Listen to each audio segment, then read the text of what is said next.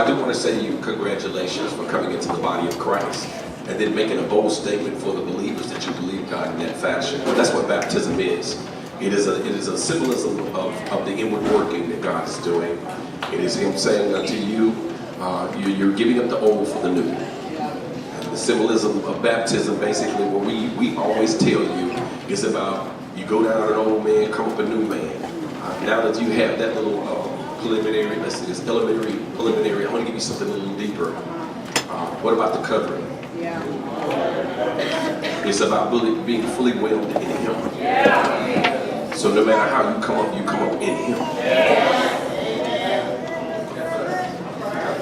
All right, so thank God for that. And to all of you, Mount View, I guess I go through salutations. Do give glory to God, His Son Jesus, the Holy Spirit, as the working of the Trinity. I'm also grateful this morning that God allowed me to wake up beside this lovely woman again, Sister Balthazar. One thing that I've learned, that I can lose my view.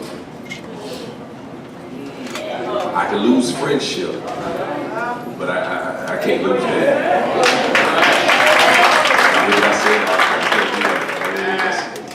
That's ride or die right there. Amen. So I do also want to give honor to my associates of this gospel, and to your counterparts, and to the official staff of this house, to your counterparts, visiting officials, to our minister of music, and to all of those ministers. God bless you. To this beautiful choir that don't know how anointed they are. God bless you. Sometimes I just want to say, y'all just sang and we'll just go to the house. That's how powerful y'all are, especially when we come together. Yeah. Amen. I will also say thank you to Pastor Hatton today.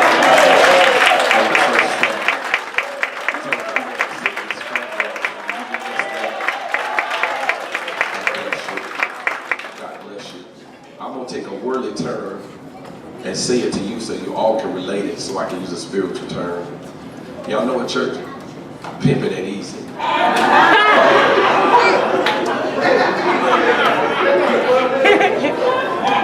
I said I was going to give you the worldly term first.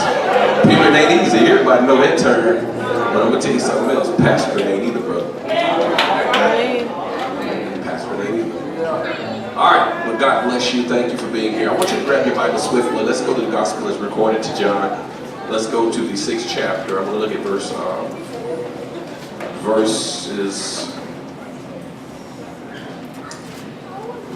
Help me, Holy Spirit. Let me see. Verse 28 and verse 29. I think verse 32.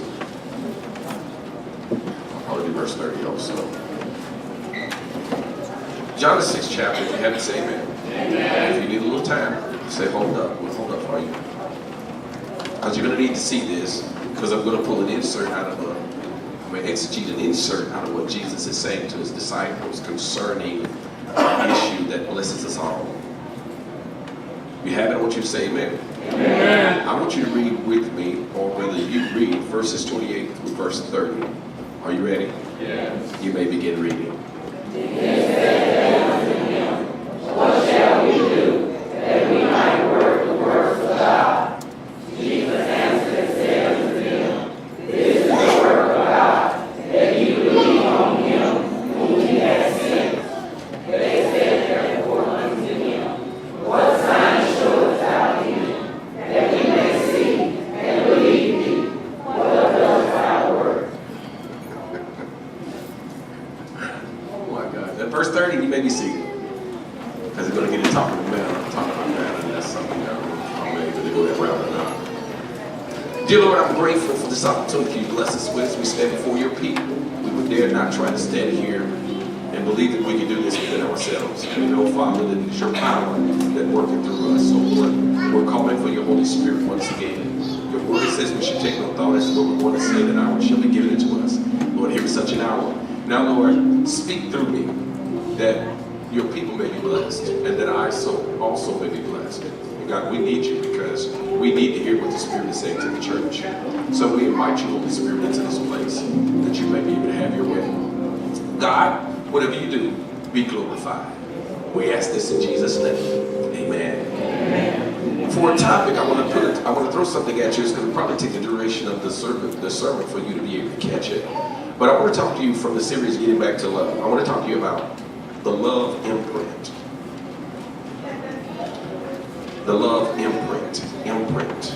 To be impressed upon. Imprinted. Something that God is doing that you didn't know he was doing for your behalf.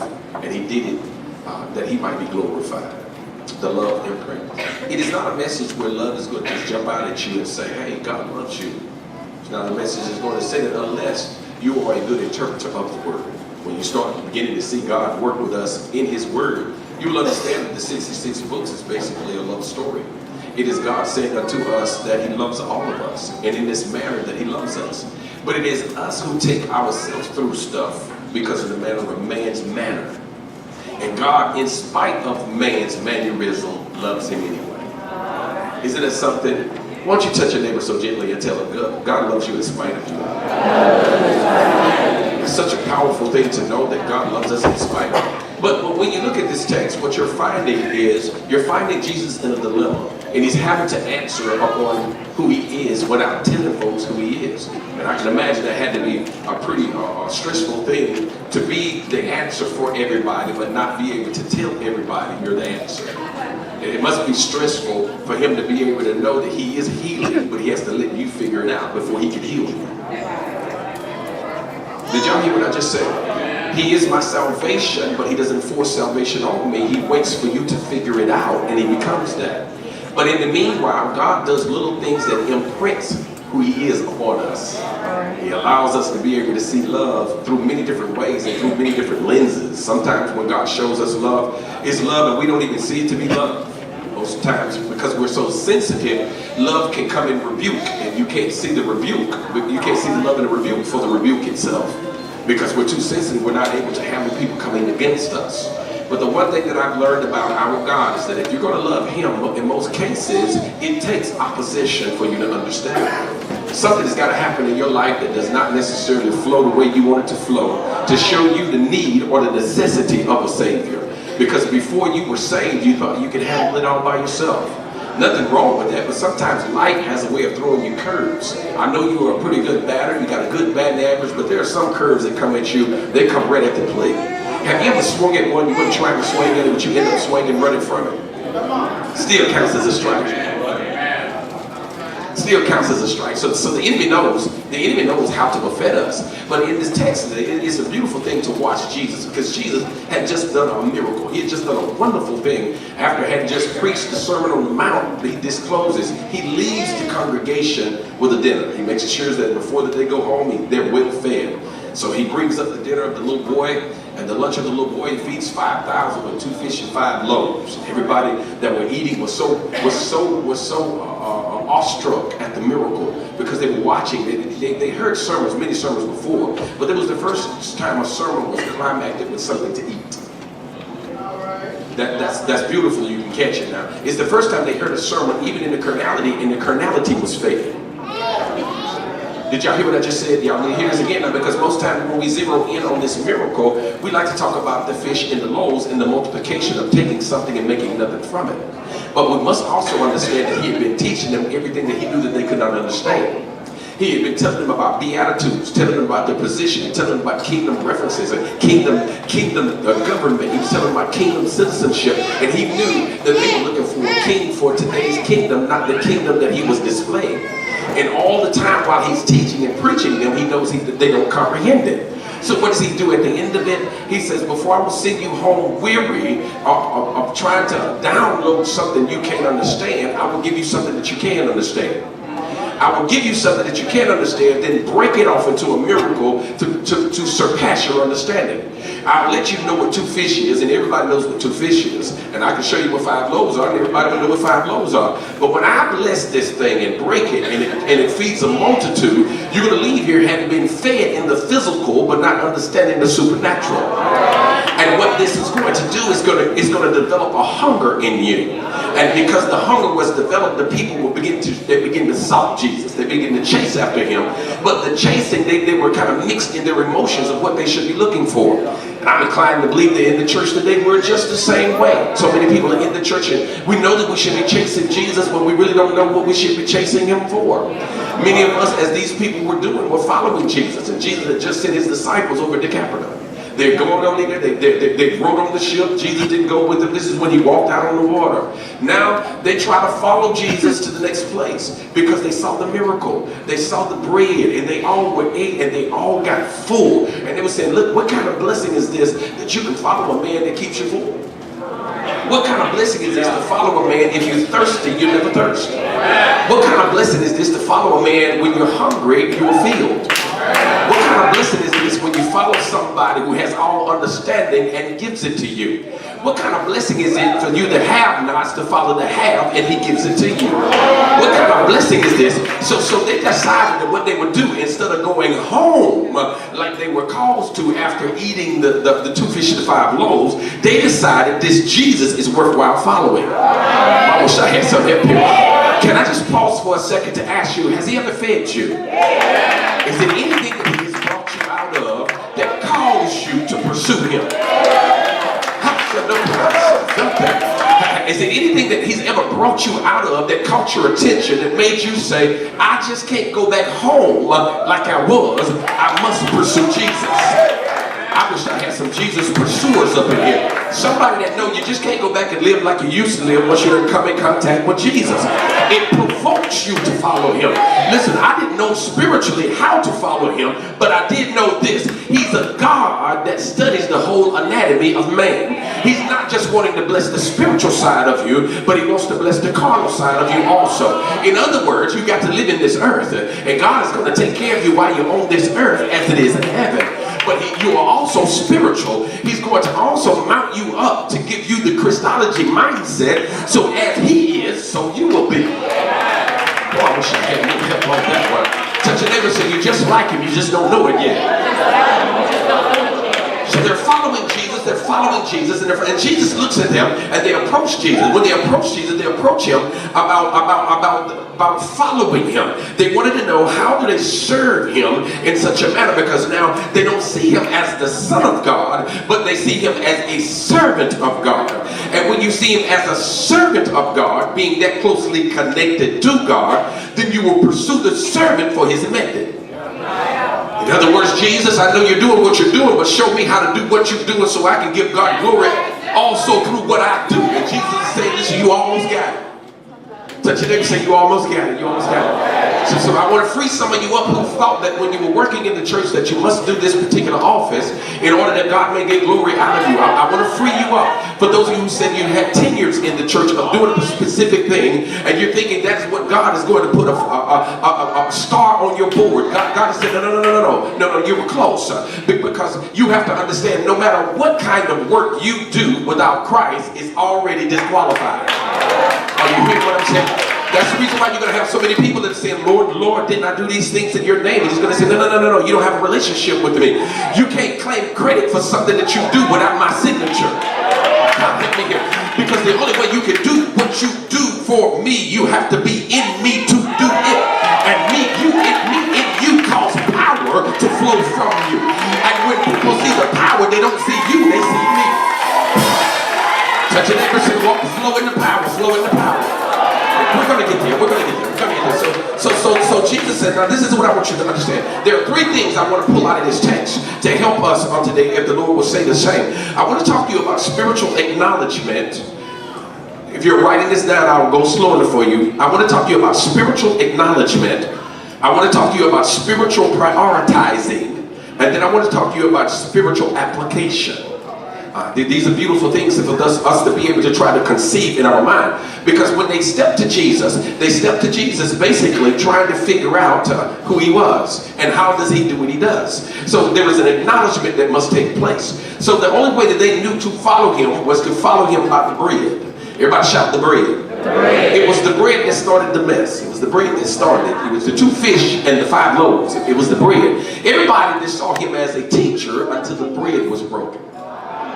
God help me here. When the bread was broken and God took the bread and manifested it to where one could feed 5,000. What kind of stuff is, I can't even do the math on that. How do you take 5 grains, I'm sorry, how do you take 5 loaves and get a multiplication to 5,000? Couldn't it be that he took the 5 and then multiplied it by the 10 to get the 50?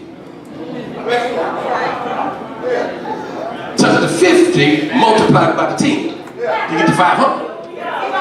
And took the 500, multiplied it by the 10.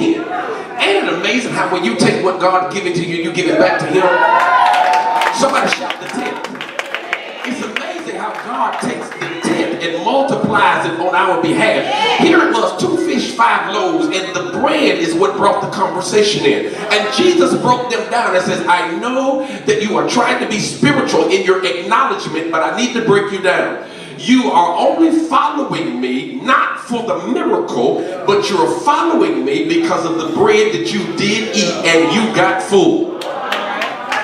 Woo, I got to help you right here. He said, you're following me? I use the bread as bait. But it's time for you to come out of the carnality and step into the spirituality. Yeah, I did deliver you from that stuff, but I used that as bait. I called you out of darkness into the marvelous light, but I used that as bait. I brought you out of your sin through, listen, I even took your sin and brought you out of sin with it, and I used that as bait. Somebody shout, God is baiting me, God is baiting me.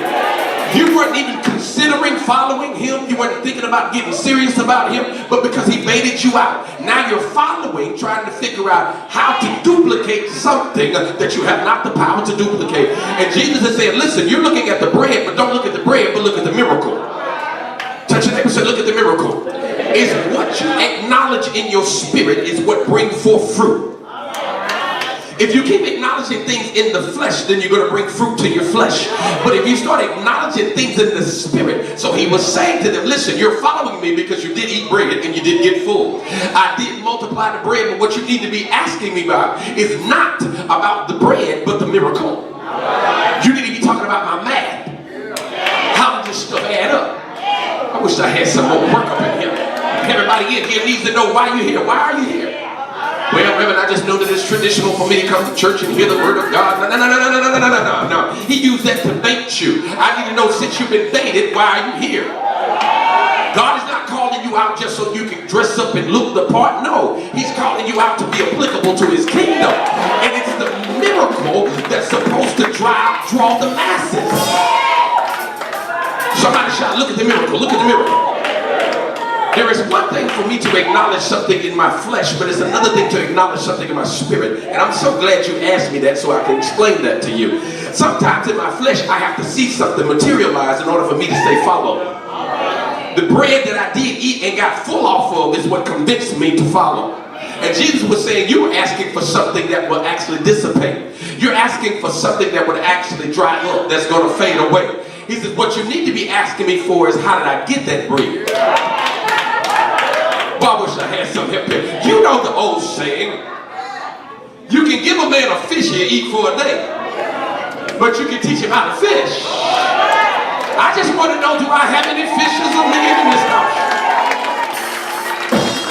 Jesus said, watch out, watch the bread. He said, watch the bread. He said, but I want you to understand that your spirit must be ready to acknowledge the spiritual thing instead of your mindset chasing after the carnal thing. And in most folks in church, if I have to grade you, I would say we have more people chasing the carnal than we do the spiritual. That's why even in church, when we hear preachers preach, we want preachers to preach to us something that prompts that natural man. We want the bling bling, cars and houses. We want the fame and the notoriety because that makes the old man look good. But the one that just wants Jesus, that's what supports the church. That's what keeps the church going. That's what keeps the spirit flowing. For those of you who are saying, you know what, Lord, I done tried all of that stuff, and I found out all it brings is more headaches and heartaches. But when I think about Jesus, oh, look at the neighbor and say, Jesus is the way. Jesus is the way. So my spiritual acknowledgement, I must be able to acknowledge some things that Christ is doing in his word that is indicating to me that he's calling me into a deeper relationship with him. So now they're following him, and he hurts them with this saying. He later on, according to another author, says that what I want to suggest to you that is that when you want to look at bread, and you're looking at this from the perspective of bread, he says, let me tell you this, and until you eat the real bread. See, you're talking about bread that's going to fade away, but he said, but until you eat the real bread. Y'all hear what I'm saying? He said, because you can eat of this bread because you said Moses gave you this bread, but Moses didn't give you the bread. You need to understand the Lord sent the bread down because Moses prayed for it. And he wanted to make sure that when you saw the bread, don't see the bread for its carnal artifacts, its carnal positions or substance. What you need to see is where the bread come from. Because the bread was never what you were supposed to hang your hat on. You were supposed to be hanging your hat on the bread giver. Look at your neighbor and say, it's not just about the miracle. It's about the worker of the miracle. So it becomes us that we learn how to acknowledge what God is doing. In all thy ways, Solomon said, acknowledge him, and then he shall direct your path. In all thy ways, acknowledge him. Not just when you come to church, not just when you get in your car and you think about God. No, in all of your ways, you should acknowledge him. If you acknowledge God in all your ways, I wouldn't have to tell you to stop clubbing. I wouldn't have to tell you to stop playing around. I wouldn't have to tell you to stop throwing your money away. Because if you acknowledge God with those things, you would care about what God think about how you deal with those things. So I don't waste my time preaching to hard-headed people. I start trying to tell some folks who are interested in knowing the miracle. Miracle is that he took something from nothing and made something out of it. And all I had to do was attend service.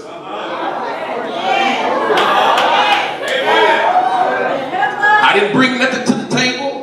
I didn't bring my little pot pie. I didn't bring my mashed potatoes. I didn't bring anything. All I did was sit there and heard him preach the Sermon on the Mount. And after he got through preaching, his disciples, who were full of carnality, said, send them away so they could go to the marketplace and buy themselves something to eat. Jesus said, no, you've been with me long enough, you feed them. Boy, I wish I had some hip right here. I want you to know something. When we're talking about physical bread, you got to send other folks away.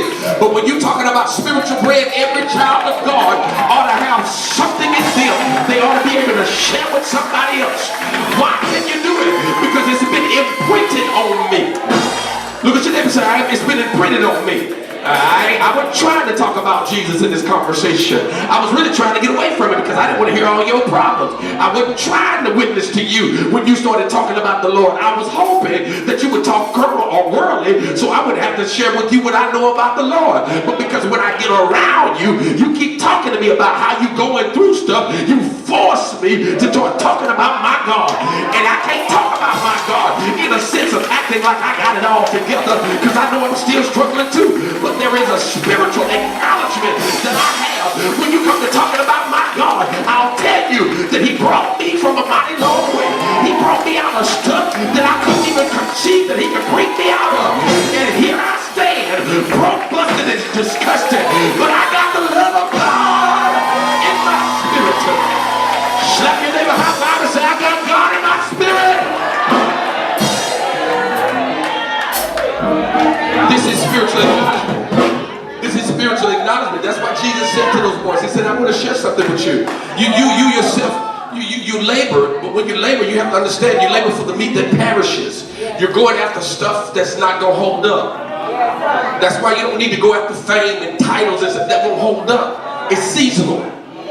It's seasonal. That's why you got to have something in your spirit. That's the reason why he's high in the sky playing football. He's the man. He's the bomb while them knees is still working. But when he get up in age, come on, talk to me, Lee. When you get up there, the knees start failing. Okay, you can't get around like you used to. Ain't nobody calling your number no more. They don't even remember what team you playing on because they remember the rookie that's coming up that they already putting on. I wish I had some help here. Touch your neighbor and say, you're going to have to pass sometime. So while you're passing through, you may as well get God in your spirit. Get him in your spirit. And if you can't, get him all down in your soul. Get him all down in your soul.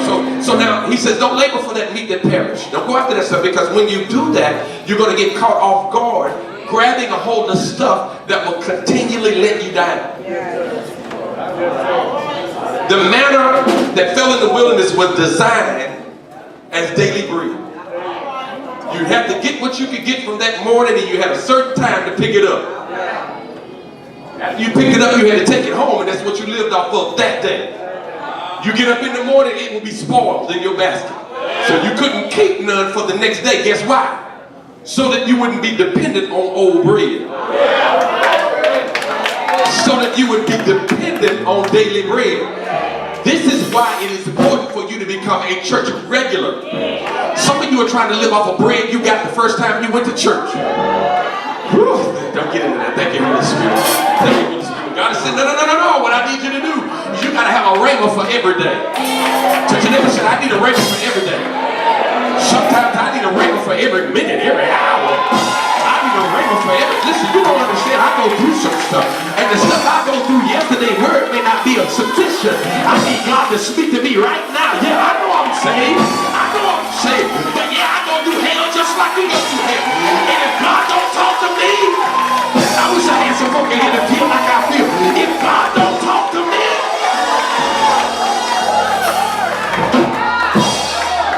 I need you to talk to me, Lord. That's why I want to tell you about this stuff. That's why Jesus said, what you need to understand here, since you're looking at the bread in one instance, he says, I need to show you spiritual prioritizing. I need to show you that even though it is good for you, because the bread I did use to draw you to me. So now the bread drew you, that's good, but you have to understand that bread is only for a season. Church, it never says for a season. Now, let me see if I can give that to you in church and how it actually transpires today. It is when you first got saved that you were so excited about your salvation. And I'm talking about that bread was good. And you were feeding on that bread. It brought you out of the darkness into the marvelous light. You came into the church, boy, I'm telling you, you was on fire. Why? Because the bread was good. You was up in the church thinking, Reverend, y'all got some more of that bread. And you were looking for the preacher to preach that same bread over again. And Jesus was saying, no, you got it misconstrued. Because you're following the thing that's actually going to perish. You don't want that bread. I know that they fixed the meal for you and you came because you knew you were going to eat, but there is a bread that you need to be seeking, and you need to learn how to prioritize that. So when I come to church, I'm not just looking for the physical things in order for me to be satisfied in me being here, because I know the physical things change. I'm looking for that spiritual thing. I'm looking for the one who brought me, not just for the gift, but now I'm after the gift giver. I gotta break that down, Holy Spirit. Thank you. See, the reason why I'm looking for the gift giver, because I already have the gift. To look for the gift giver is to announce that I have investigated the gift. Now I'm just like the leopard when I found out what the Lord done for me, everybody else can go back into circulation and act like nothing happened. But because I saw the gift, I'm hunting the gift giver. Because I got to go back and tell him, thank you. Anybody else in here feel like you just need to go back and tell the Lord, thank you? Just tell him thank you, because it's not that he's done anything extra, it's because you just now acknowledge what he's already done for you, and you realize you left some gratitude on the table. You got to go back and tell the Lord, thank you. Somebody shout, thank you. So he says, what you got to learn how to do is prioritize some things. I'm in the house of God now. What is my priorities while I'm here? Probably never been asked that before, because I haven't been. What you in here for? Well, Lord, I feel like if I come be in the middle of the saints, I just do better. I was told to give you a little bit of my time. Listen, that's good. That's good carnal bread. It led you in here. But you understand, Reverend, I can't stay out of church too long because I was brought up in church. And now you're in church because you were brought up in church. That's good. That bread led you here. But you can't keep hanging on the bread that perishes. Well, Reverend, how does that perish? Let the first storm come up in your life. Let the first, I'm talking about the person sitting right beside you say, I love you. Let them say something about what you got on. Now you're trying to work with that bread that perishes. Can't find you now. Where you go to, you're running because you're not working with the right element. You're working in the carnal, in the natural, and not in the spiritual. So when you learn how to spiritual prioritize things, you will find out it's not the bread that I'm chasing, but it's the bread maker. Because if it's going to be daily bread, I need to see him every day, that I might be able to receive the nurturing I need every day. You just can't get this on Sunday. You ain't a Sunday Christian no more. Look at your neighbor and say, you done graduated. This ain't just about your Sunday anymore. It's about now your lifestyle.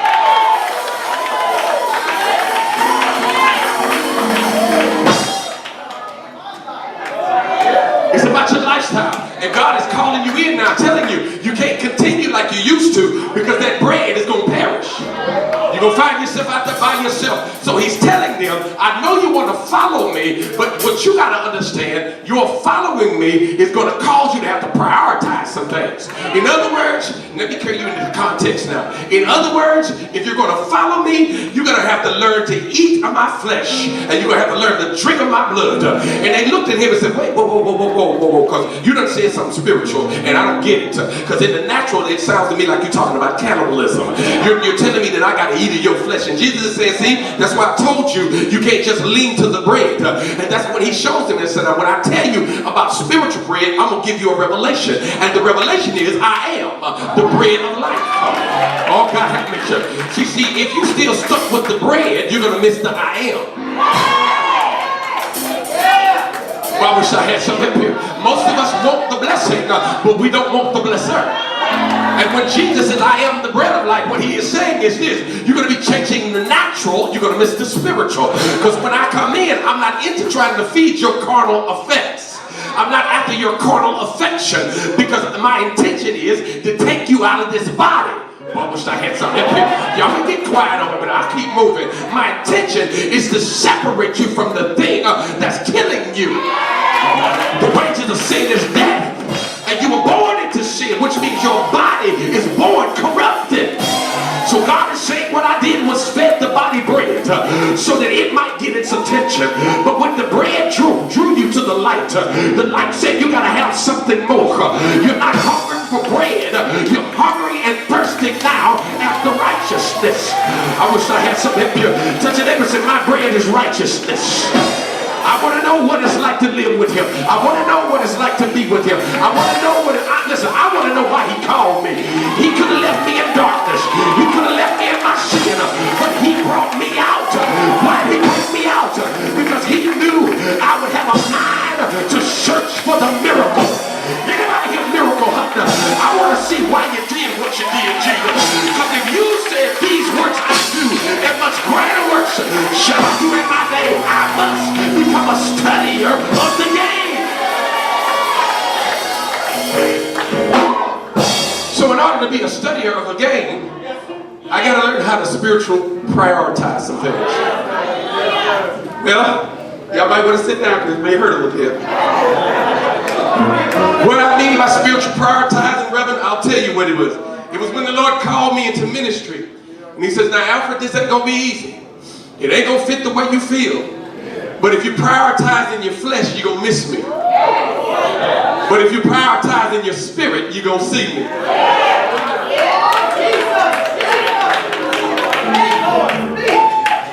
I know, Balthazar, that you got this job and you've been taking care of your family, but you've been thinking the job has been taking care of your family. You still stuck on the bread.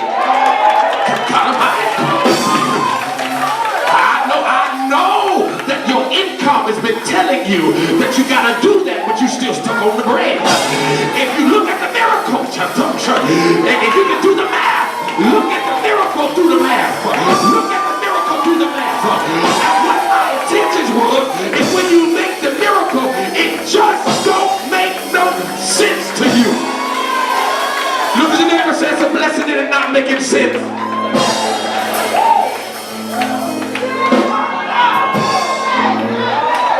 They didn't catch you. Say it again. It's a blessing in it not making sense.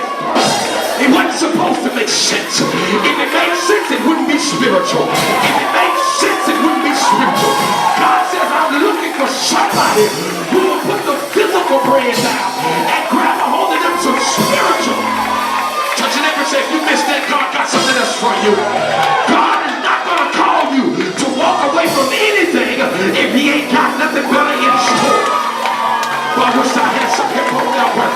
Has anybody ever walked away from something just to find greater? So Jesus said, you can't look at that bread. Don't look at that bread. Don't look at that bread. It's going to perish. Don't look at that job. It's going to perish. Don't look at that relationship. It's going to perish. It's going to perish.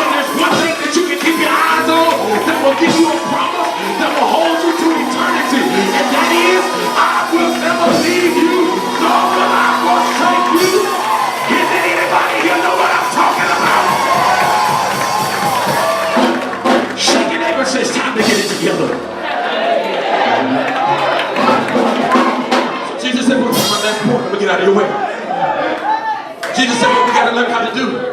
Because you come to me and you ask me a question. You asked the question, and the question you asked was a good question. He said, but I have to tell you something. When you said to me, where is this bread? Jesus said, I knew you, I perceived you when you're coming. I saw you coming at me, but you're following me for the wrong reason. And I don't want you to get hung up on what I give to you. Yeah, watch this, this is important. Watch this, this is important. I don't want you to get hung up on what I give to you. What I want you to get hung up on is what I've done for you. Did y'all hear what I just said? Because if you keep coming after my hand, you're going to miss what I've done. And too many church folk is after his hand. You want God to deliver you from this, get you out of this, give you this. Lord, help me with this. And if the Lord don't move like you want him to move, you judge him. And God is saying, you keep asking me for stuff that I'm trying to get you out of.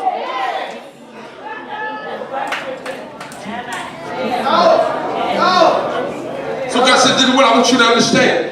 I want you to know that the work that you're calling for, because when you say, show us this work, when you say this work that, listen, God is saying it's simple.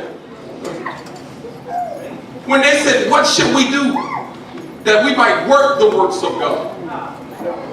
And Jesus said, this is your work. Believe on me. Wait. I thought when I was working in the church, yeah, and you left it right there, I thought when I was heaven, no, you come into the house of God because you said you love God, because you said you were anointed to do these things, and the church saw fit to put you in the place of your anointing where you said God was blessing you and where you said you were going to help out. What happened to all of those you said? I'll tell you what happened to the you said. You said by bread, but I say by his spirit. I wish I had some help here.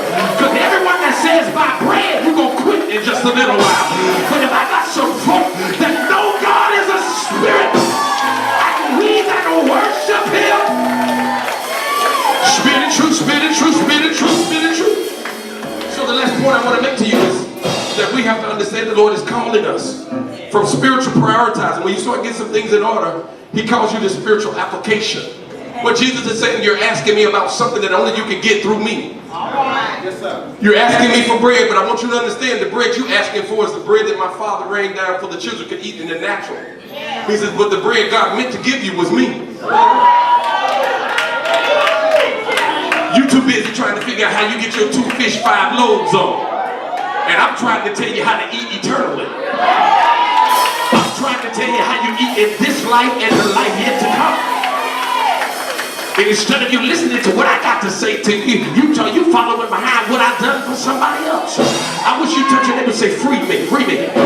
I'm tired of you shouting on my credit. I know I put you down as a beneficiary, but if Jesus is the card, I need you to get your own card and start piggybacking off of me, because I know my Redeemer liveth. And it's time for you to stop eating the carnal bread so you can realize your Redeemer lives too. And if your Redeemer lives, then you ought not be waiting on me to give God glory. Your hand should go up in the air because you know he's been good to you. And not only has he been good to you, you want to know how to apply things. Stop just telling me God's good. Why don't you apply that thing in your life? If God is so good, why don't you show up in your praise? If God is so good, why is it not in your worship? You got to learn how to apply yourself. Somebody should apply yourself. What's wrong with us is we're not eating the bread. Because when you eat the bread, it sustains life.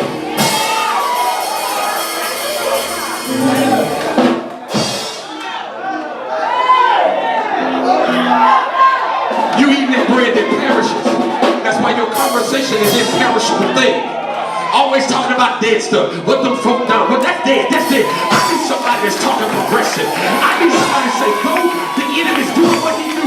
My God is still powerful. I ain't got time to be picking up folk faults, talking about behind folk back. No, my God is too good. That's the reason why I'm looking for some progressive Christians.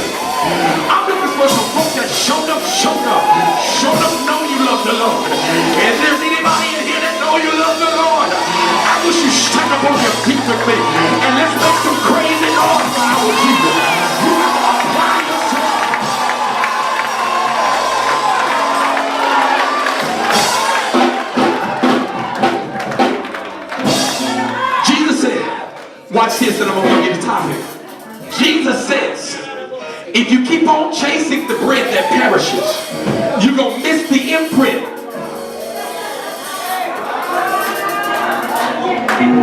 If you keep on chasing the bread that's going to give you headaches and heartaches, you're going to miss the imprint. God says, what I'm going to do, I'm going to take my love, put it on Calvary's cross. And for those who will search it out, it's going to imprint love on your heart. The reason why you praise him like you do is not because you've been so good, not because you did everything right, but you saw the work of the one who worked on your behalf.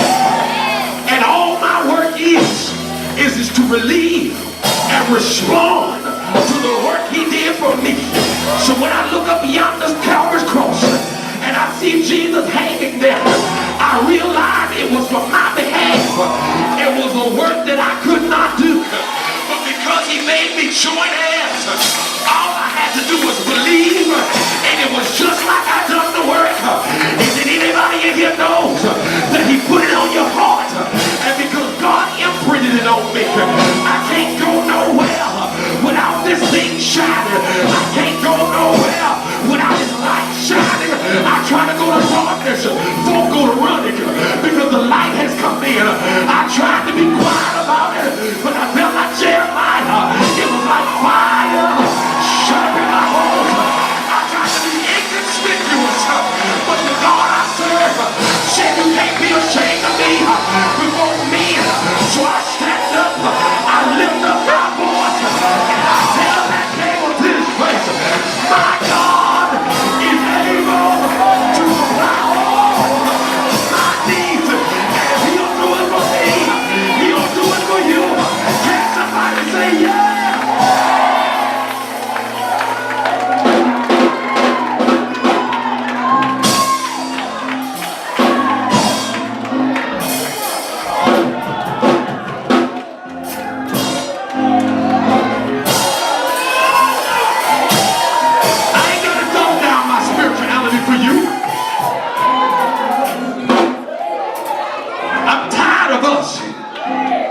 To dumb down our spirituality for babies.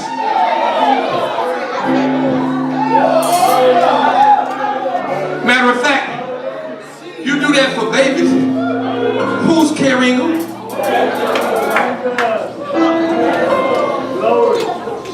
Sister, that's just like me waking up your baby and saying, because of you, I'm gonna dumb myself down and then tear her whole arms up like that and I get in her arms.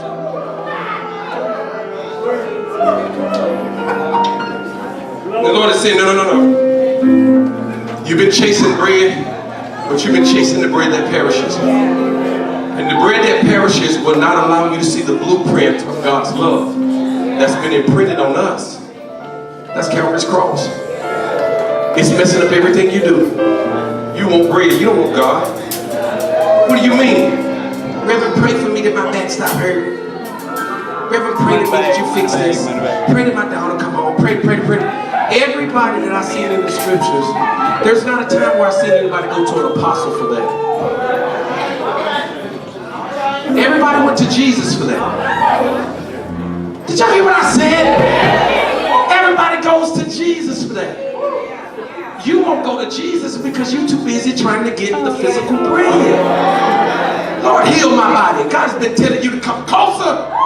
And you've been waiting for your healing before you come closer. Maybe that's the reason why it hadn't transpired. Maybe you're looking for bread that perishes. What do you mean, Reverend? Yeah, I'm about to throw it straight at you. You want God to heal a body that's going to the dust. And you're putting your spirit and soul on hold for him to heal a body that the cankerworm's going to eat. Without regard that if you don't get your spirit right, it's going to be ate up just like your body.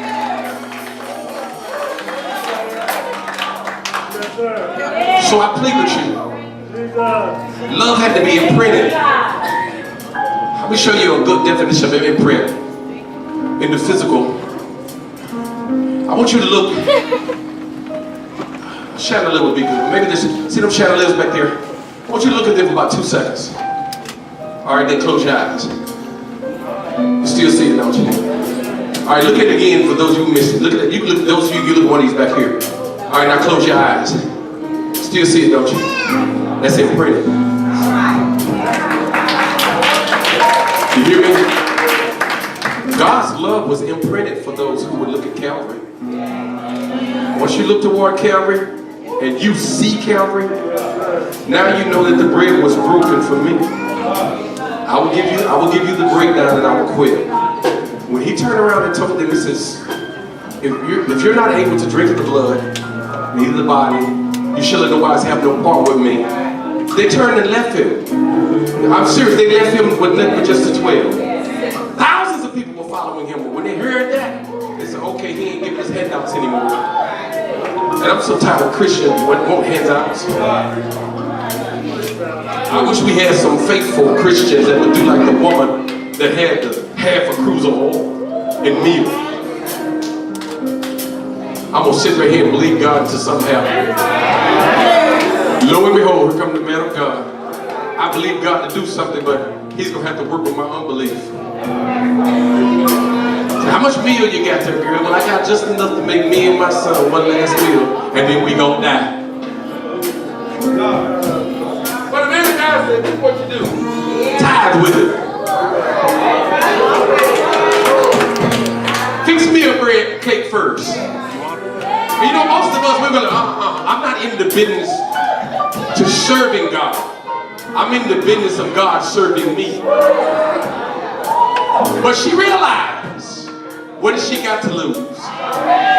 She fixes it. What does God do? He fills her meal barrel and her oil barrel, and it consistently runs over. Yes, Lord. Because of why? She got her spiritual priorities in order. Stop looking for God to do for you what he has already done. Raise up and take charge of your life. And when you get ready to do that, here's the discussion. Are you willing to make him spiritual bread? Are you willing to? I know this is right at you, but are you willing to do that? So now when I come to church, I'm not coming to church as a regular club or meeting that we usually do. That's why the church has been weeded out like this. There's so many different faces in here. There's so many different families in when I first got started. People wanted to keep it like they had it. So many people have control of power. They do certain things, and when you touch that, you just turn a church upside down when you start touching it. But I ain't with being in the church that Christ can't run.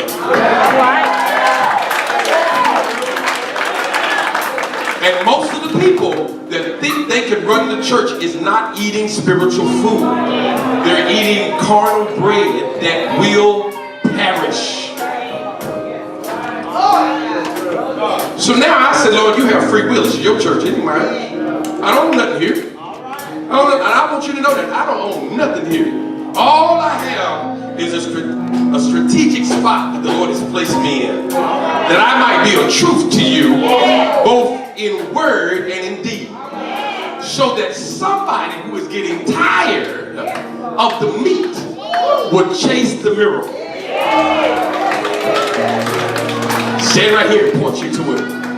Now unto him that is able to keep us from falling and to present you faultless, and hope that you would seek after him. I just hit this in my spirit. I'll try to leave you alone. Talking about me, hopefully you done got to a place to where you realize it doesn't do any good, because I don't let what you think and what you say hinder me. What hurts me is how what you say comes from how you think and how it hinders you. You would be closer to God if it hadn't been for you thinking that crazy. Tell me what I just said. You'd be much further down the road if you wouldn't let somebody else poison you with what they thought about me. Only thing I can tell you is that the Lord has imprinted his love in your heart. And for those who have that imprint, you have what I like to call the can't help. Two things I can't help but to love you. The other thing, I can't help but to get in his face. Because sometimes you make me need to get in God's face. So I want you all to stand if you would. If you're here today and you're not saved, I want to call for you first. I want you to make your way to this altar. Salvation is yours. It's a gift.